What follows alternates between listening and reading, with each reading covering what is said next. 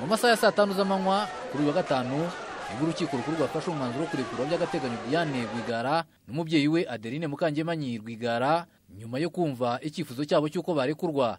Kuba ubushinjacyaha bwagaragazaga impungenge ko barekuwe bagakurikiranwa bari hanze ya gereza bishobora kwica iperereza ndetse bakaba batoroka ubutabera, urukiko rukuru rwanzuye ko izo mpungenge nta shingiro zifite, rwemeza ko barekurwa by'agateganyo ariko bakaba batemerewe kurenga imbibi z'umujyi wa Kigali badafite uburenganzira bw'urukiko. Ntitwashoboye kuvugana n'abaregwa cyangwa ababunganira, gusa abari baje kumva umwanzuro w'urukiko barimo inshuti n'abavandimwe b'abaregwa bishimiye umwanzuro wafashwe.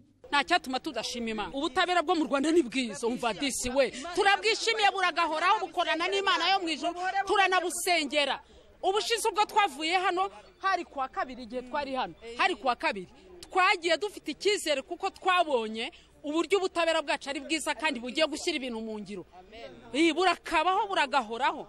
Twakiriye neza cyane, turanezerewe tubushimiye, turashimira Imana, turifuza ko barekurwa bidashyizeho atari by'agateganyo gusa bakarekurwa burundu. Umuvugizi w'ubushinjacyaha bukuru Faustin Nkusi avuga ko ubushinjacyaha bwemera ibyemezo by'inkiko, gusa ngo bugiye gusuzuma imyanzuro y'urukiko burebe niba bwajurira cyangwa bwabireka.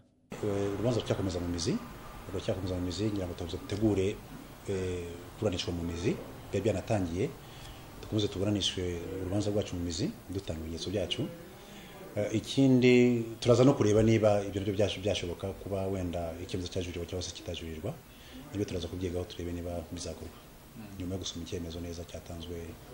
Kugisoma cyose ngira ngo icyo bakoze basomye icyemezo, ariko turabona kopi y'urubanza kugira ngo turebe noneho niba hari icyo twakora, turebe n'amategeko niba anabyemera. Diane Rwigara aregwa ibyaha bibiri birimo gukoresha inyandiko mpimbano no guteza imvururu muri rubanda, mu gihe umubyeyi we Adeline Mukangemanyi Rwigara aregwa guteza imvururu muri rubanda no gukurura amacakubiri. Kwizera John Patrick, Kigali.